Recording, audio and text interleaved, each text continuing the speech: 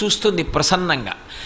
ఆవిడ చూపు ఎక్కడ పడుతుందో అక్కడ పడిన ఉత్తర క్షణంలో ఇక అలా ఇలా ఉండదు. ఇక ఐశ్వర్యం, అది ఉత్సాహం కానివ్వండి, సంతోషం కానివ్వండి, పూనిక కానివ్వండి, అక్కడ ఉండేటటువంటి సంపద కానివ్వండి, అవన్నీ కూడా అంత పుష్కళత్వాన్ని పొందుతాయి, అంత సంతోషంగా ఉంటుంది.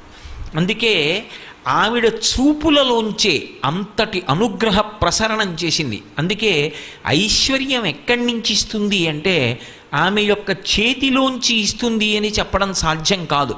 అందుకే లక్ష్మీ కటాక్షము అంటూ ఉంటారు.